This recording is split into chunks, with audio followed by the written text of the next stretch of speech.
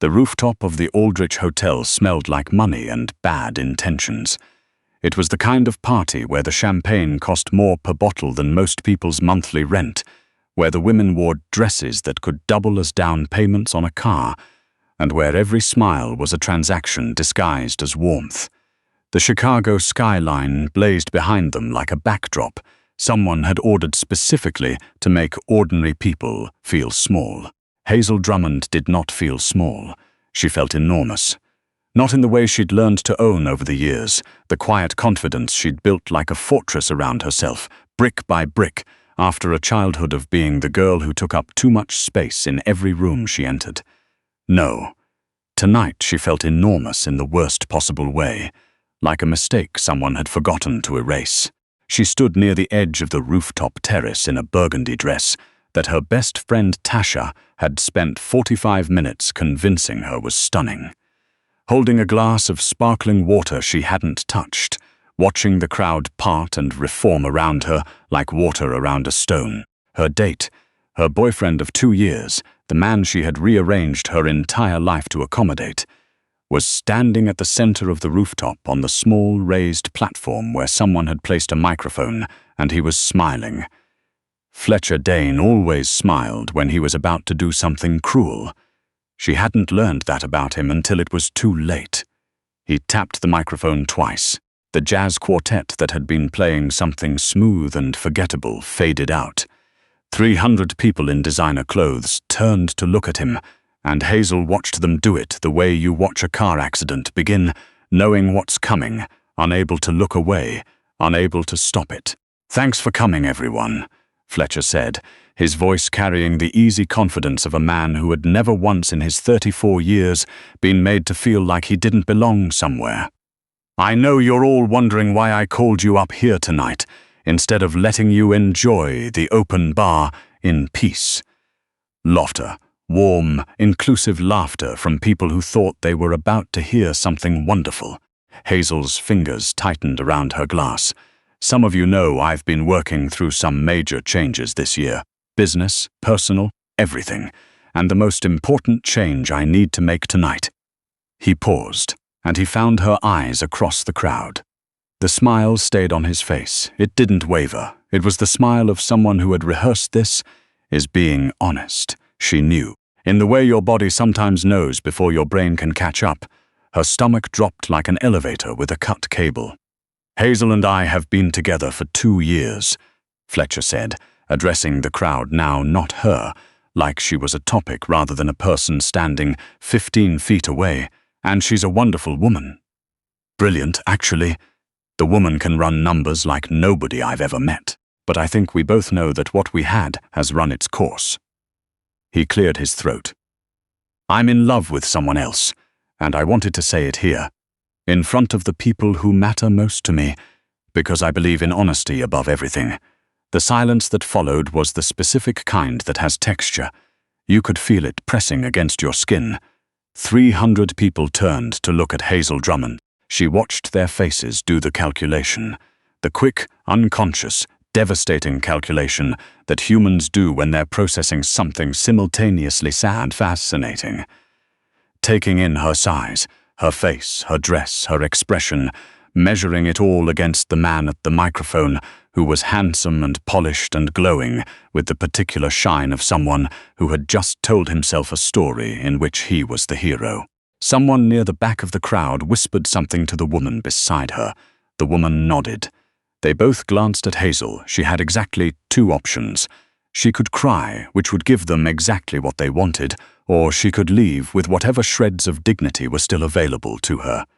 She set her glass down on the nearest table, carefully, precisely, without a tremor, and turned toward the exit. She almost made it. "Miss Drummond." The voice came from her left, low enough that only she could hear it, and it didn't belong to anyone she'd expected. She turned. The man standing in the shadows near the service entrance was tall, in the way that certain men are tall. Not just in height, but in the way they occupied space, like the air around them had been informed in advance of their arrival and made appropriate accommodations. He was wearing a dark charcoal suit with no tie, the collar of his white shirt open at the throat, and he was watching her with dark eyes that held absolutely no pity in them. That was the first thing she noticed about Soren Vanek, not the breadth of his shoulders or the sharp architecture of his jaw, or the faint scar that bisected his left eyebrow. The absence of pity. Everyone else on that rooftop was looking at her like she was a wounded animal. He was looking at her like she was someone worth looking at. "I don't believe we've met," Hazel said, because her voice was still working, and she was going to use that for as long as it held. "We haven't," he said. "My name is Soren Vanek, and I'd like to offer you a way out of this room that doesn't involve anyone watching you walk through that crowd alone." She stared at him. "Why?" "Because I have a proposition for you," he said, "when the other party isn't being publicly humiliated. That's a very specific kind of consideration. I'm a very specific kind of person." She looked at him for a long moment.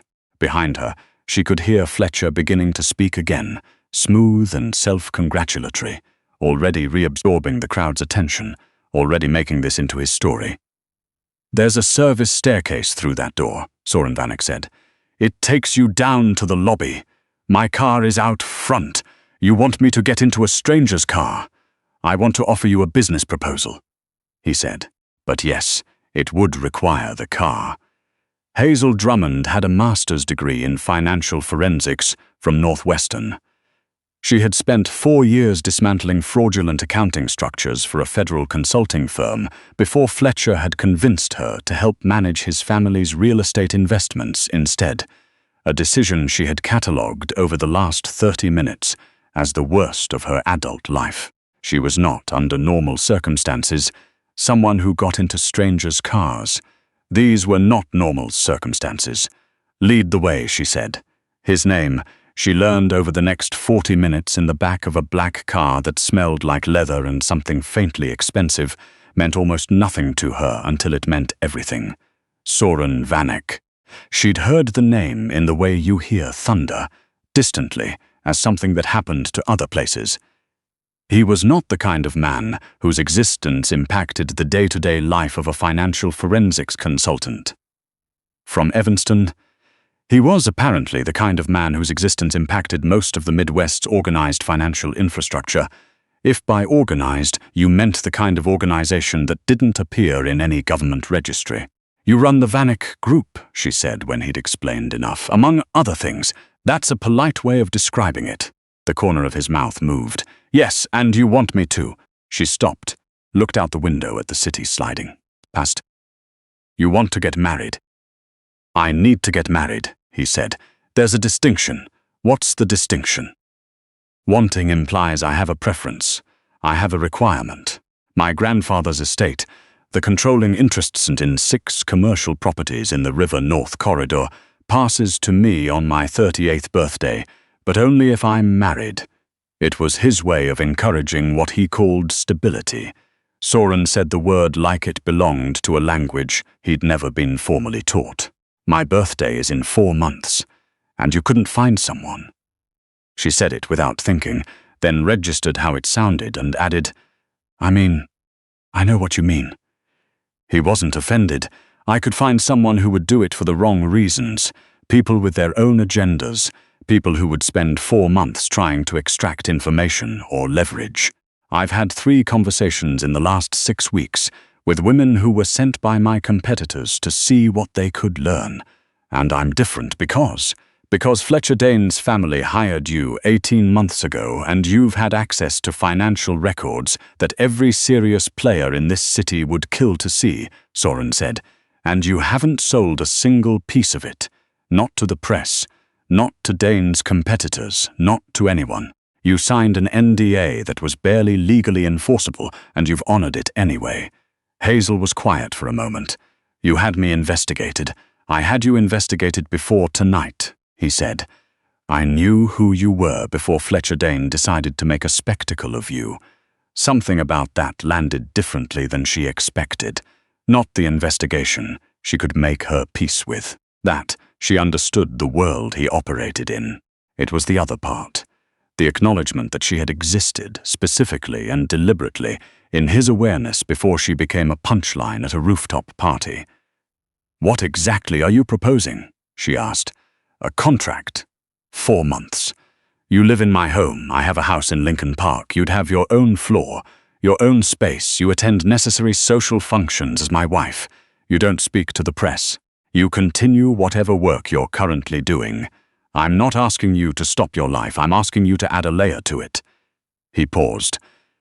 "In return, you receive $200,000 when the contract ends and a letter of professional reference that I guarantee will open any door in this city. Financial sector, private equity, consulting, whatever you want." The number was significant. The reference was more significant. She knew what the Vanek name meant in certain rooms. She also knew that she had approximately 1 month before the lease on her Evanston apartment needed to be renewed, that Fletcher's family would almost certainly not maintain her consulting contract after tonight, and that she had $31,000 in savings, which was either a lot or nothing at all, depending on which direction her life was currently pointed. "I want that in writing," she said. "Obviously. And I want an exit clause. If at any point you breach any term we agree to, I walk and keep whatever I've already been paid." He looked at her, not the quick glance of assessment she was used to from men in his position, but a longer look, the kind that actually arrives somewhere. "All right, and I want to keep working. I have 2 clients I won't drop." "I said as much."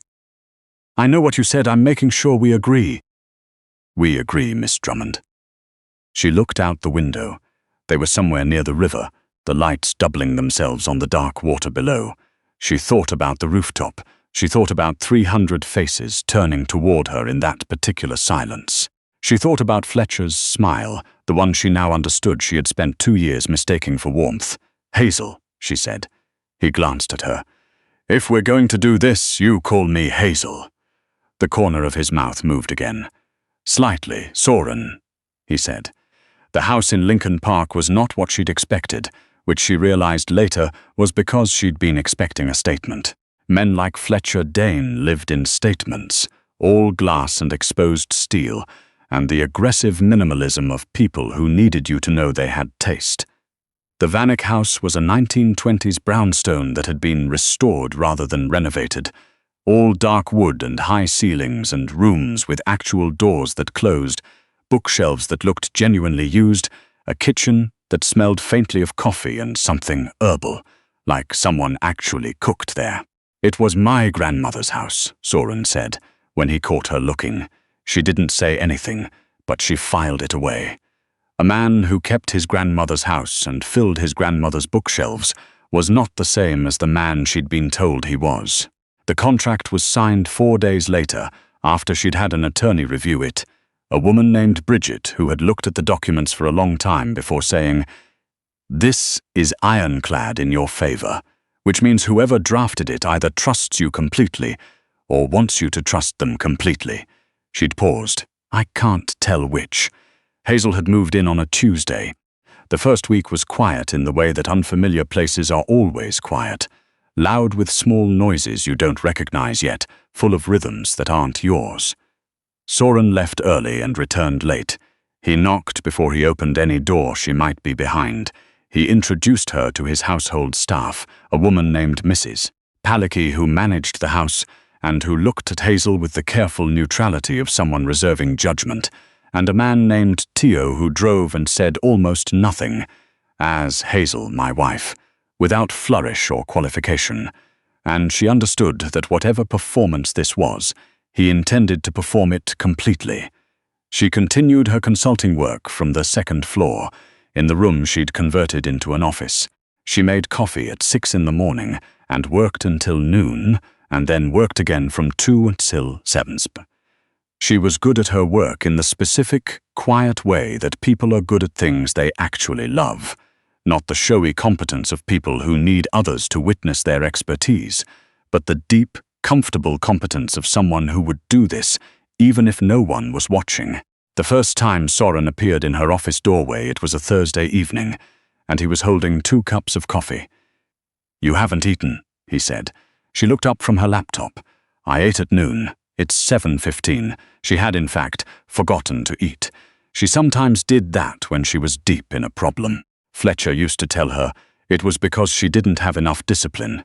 She'd internalized that characterization without examining it for 2 years.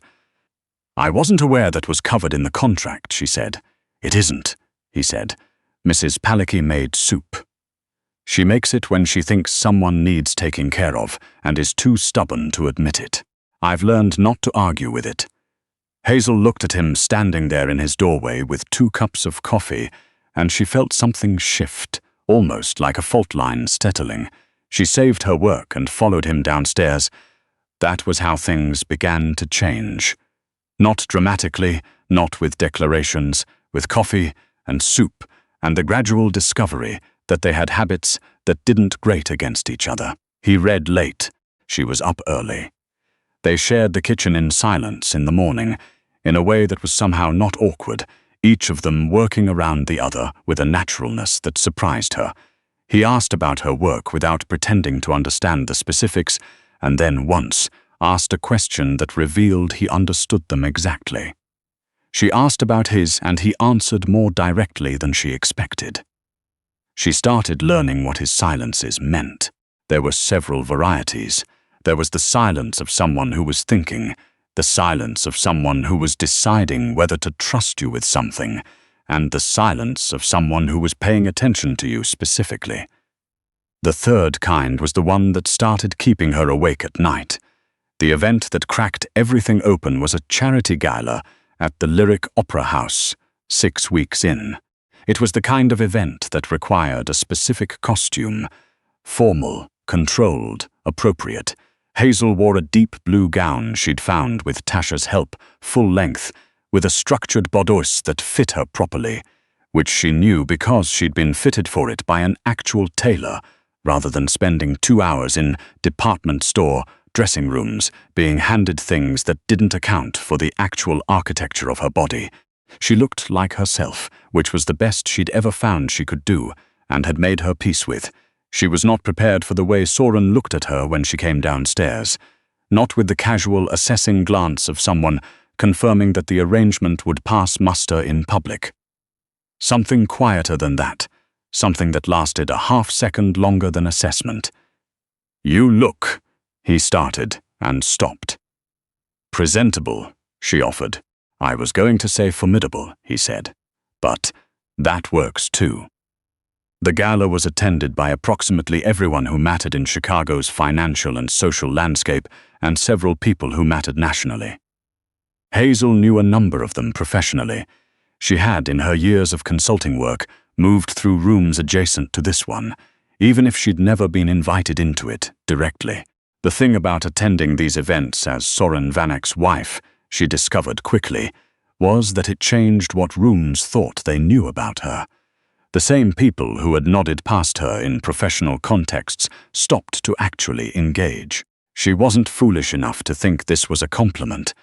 She understood exactly what was happening, that his status was functioning as a credential she hadn't been given credit for on her own. But she was also practical enough to understand that the conversations themselves were real, and that what she did with them was up to her.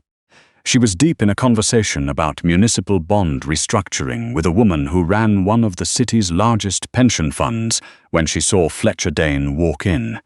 He was with a woman, younger, slim, wearing a dress that cost more than Hazel's first car. He looked exactly the same as he had on that rooftop, and he scanned the room with the particular practiced ease of someone who expected every room to have been waiting for them.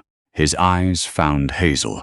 She watched the sequence of recognitions cross his face, first the dress, then the context, then the man standing 3 feet to her left, who happened to be Soren Vanek, who happened to be speaking to the deputy mayor of Chicago, who happened to turn toward Hazel when she touched his arm and look at her with an expression that, from across a room, could only be read as specifically and completely hers. She hadn't planned it. She touched his arm because it was the natural thing to do when she needed his attention. He turned to look at her because that was what he did. He looked at her, she'd noticed, in a way that suggested she had his actual attention, not the performance of it. But the effect from where Fletcher Dane was standing was something else entirely. She smiled at Soren. He said something low, just for her. She laughed, genuinely, because what he'd said was dry and precise, and she'd never quite anticipated the way his humor worked. When she glanced back across the room, Fletcher was still watching. She didn't look at him again for the rest of the evening. It was Soren's head of operations, a man built like a decision someone had made about architecture, with a name that announced itself as Knox, who told her without meaning to that the situation with Fletcher Dane was about to get complicated.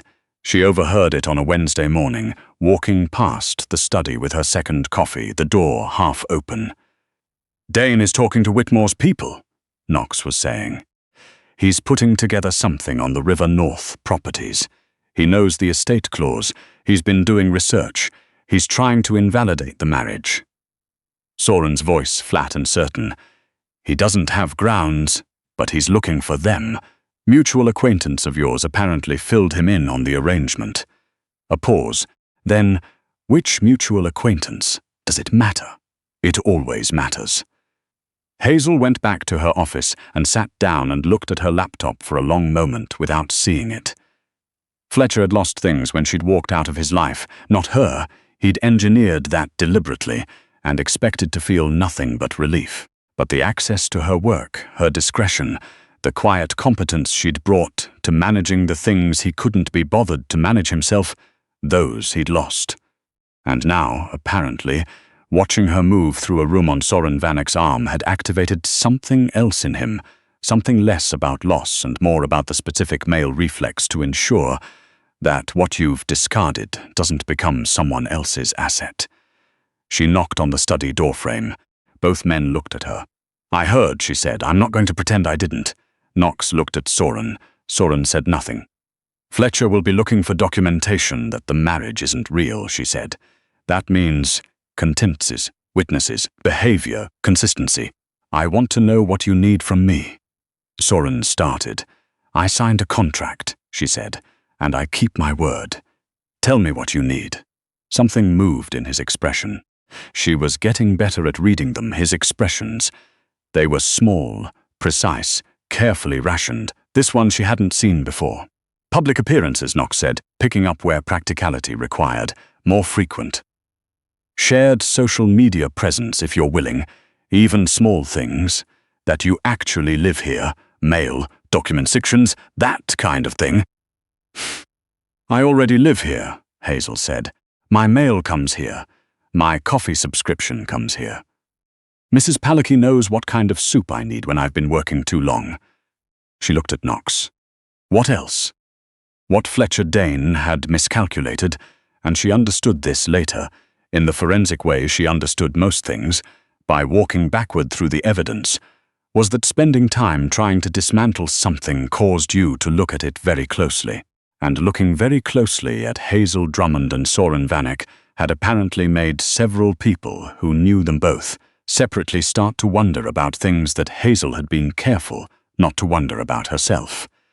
It was Tasha who said it first, over the phone, after Hazel made the mistake of describing the soup incident. "Hazel, what? Do you like him? He's a client." A contractual sense. "Hazel Renee Drummond, I have known you for 11 years and you just described a man bringing you coffee like it was the plot of a novel. Do you like him?" She was quiet for too long. "Oh no," Tasha said with the energy of someone who was also secretly delighted. "Oh, honey." She did not tell Tasha that she'd started leaving the door to the kitchen open in the morning in case he wanted company. She did not tell Tasha about the evening 2 weeks ago when she'd found him in the sitting room with the lights mostly off and his grandmother's record player running something melancholy and Italian, and he'd looked up and said, "You can join me if you want. I'm not being dramatic, I just prefer the dark sometimes." And she'd sat down and they'd listened to the whole side of the record without talking, and it was the most comfortable she'd felt in someone else's space since, before she could clearly remember. She did not tell Tasha any of this, because saying it out loud, would require her to make decisions about what to do with it. The problem was that the contract had a fixed end date. 4 months, $200,000, a reference letter, exit clause in her favor. Clean, defined, fair. She had helped structure it herself to ensure it was all of those things. She was increasingly aware that clean and defined were not how she felt. Fletcher made his move on a Friday. She was in the kitchen when Soren came in, and she could tell by the precise way he set his phone face down on the counter that something had happened. "He's filed a challenge," Soren said. "His attorneys are claiming the marriage was arranged for financial gain. They want documentation of the relationship prior to the ceremony." He paused. "There isn't any." "There are witnesses from the rooftop," she said. "He publicly broke up with me in front of 300 people. The timeline of us appearing together in public directly after is suspicious in his framing. Then we reframe it." She sat down at the kitchen island. "What do you need?" "Hazel." He said her name differently than he had in the beginning. She'd noticed that a few weeks ago and decided not to examine it. "You've already gone beyond what the contract required." "I know. I'm not asking you to, Soren." She waited until he looked at her. "I told you I keep my word. But that's not actually the whole reason anymore." She said it simply because she was tired of the careful architecture she'd been building around it. "I want to help you, not because of the contract." The silence that followed was the kind she'd learned to read, the one where he was deciding whether to trust her with something.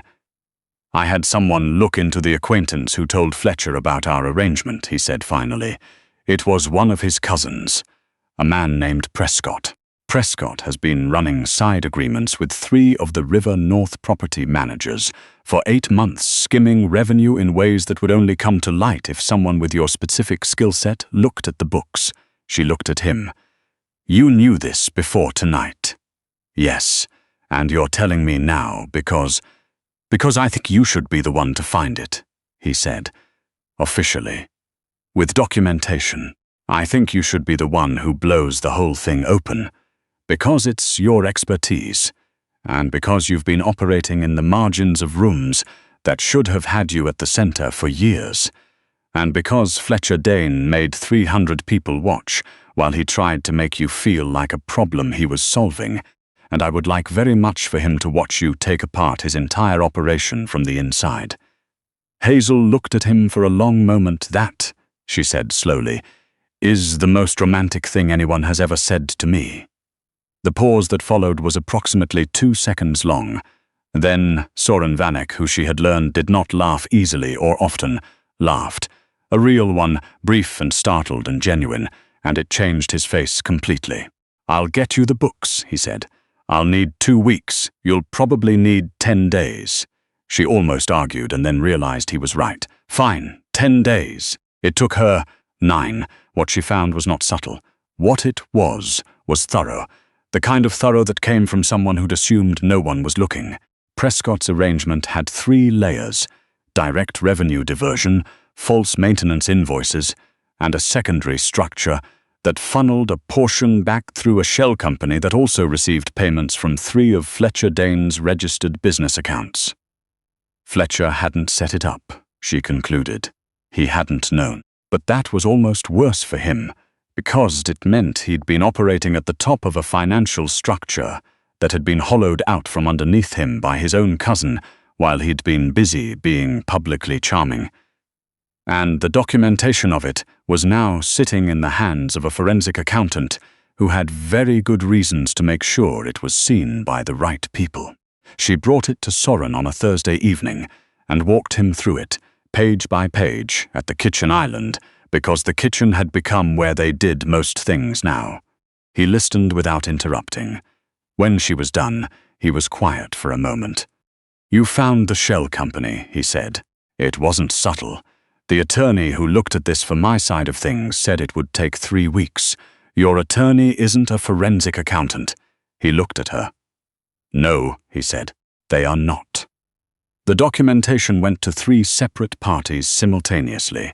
Soren's legal team, the relevant regulatory body, and, via a carefully worded tip, a financial journalist at the Tribune who had been trying to crack the story of irregularities in the River North Development Corridor for 8 months, and had simply not had the right access point until now. Fletcher's challenge to the marriage dissolved within 48 hours, not because it had been answered exactly, but because Fletcher Dane suddenly had considerably more pressing concerns occupying his legal team. Prescott fled to Florida and was located in a Clearwater short-term rental by Thursday. The Tribune ran the story on Sunday. The contract expired on a Tuesday. She'd known the date for 4 months. She'd had it in her calendar, and then at some point she'd deleted it from her calendar, and she wasn't sure exactly when she'd done that or what she'd meant by it. She was in her office, the second-floor room she'd converted, the one with the window that looked out over the courtyard, where Mrs. Palicki's someone had planted rosemary in pots that were doing extremely well, when Soren knocked. "Come in," she said. He came in and stood in the middle of the room, and he was holding an envelope. "The contract," he said. She looked at it. "I know. Today's the last day. I know." He was quiet for a moment. The kind of quiet that was the third kind, the one that was paying attention to her specifically. "I want to say something." "All right. The reference letter is in here," he said, "and the final payment. Both of them stand regardless of anything else. I want you to know that first. Whatever you decide, those don't change." "Okay," he set the envelope down on her desk. "I would like to ask if you would consider not the contract, something else. Something without a fixed end date or a payment structure or an exit clause." He paused. "I've tried to draft this 3 times and I keep making it too formal, and you will notice that and you'll correct me, so I'm just going to say it plainly. I don't want you to leave, not because of the house or the social functions or what I need for the estate, because of the soup thing and the records and the way you said fine 10 days when you knew I was right about the timeline, and the fact that you walked through that door on a rooftop because I offered you a way out that didn't require you to perform anything for anyone, and you've never performed anything for anyone since. And he stopped. I haven't wanted to be around someone the way I want to be around you. That's the plain version." Hazel looked at him for a long moment. Then she reached out and opened the envelope. She took out the letter, the documentation of the final payment, looked at them both, and set them aside. She picked up the contract. She tore it in half. "I wasn't leaving," she said. The look that crossed his face was the one she'd never seen before until the kitchen, until the laugh, until now. Open and unguarded and completely unarmored, and it stayed there longer than any expression she'd catalogued in 4 months of careful observation. Fletcher Dane's challenge was formally dismissed 6 weeks later. The River North properties transferred to Soren on schedule. Prescott pled to 3 counts of wire fraud and was sentenced the following spring. The Tribune piece won a regional journalism award. The journalist sent Hazel a bottle of whiskey and a handwritten note that she framed. The pension fund director she'd spoken to at the Lyric Gala reached out in February about a long-term consulting engagement. 2 others followed.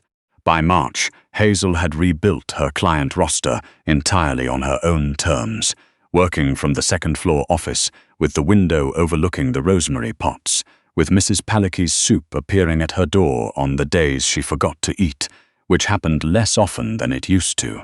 She sat at the kitchen island on a Sunday morning in April with her coffee and Soren's newspaper.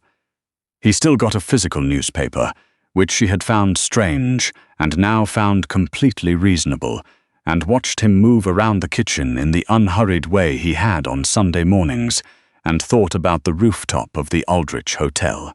She thought about how she'd stood there in her burgundy dress, feeling enormous in the worst way, watching a man take a microphone and make her into the punchline of a story in which he was the hero. She thought about how it had felt to set down her glass, precise and steady, and turn toward the door. She thought about a voice from the shadows saying, "Miss Drummond," not with pity, not with performance, but with the particular directness of someone who had already decided she was worth addressing. Fletcher had stood at that microphone and tried to make himself larger by making her smaller. He had looked out at 300 faces and offered them a spectacle, and they had taken it, because that's what spectacles are for. To consume together, briefly, and forget.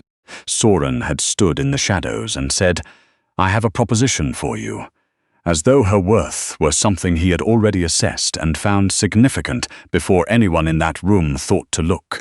She was not naive enough to think it had been love from the beginning.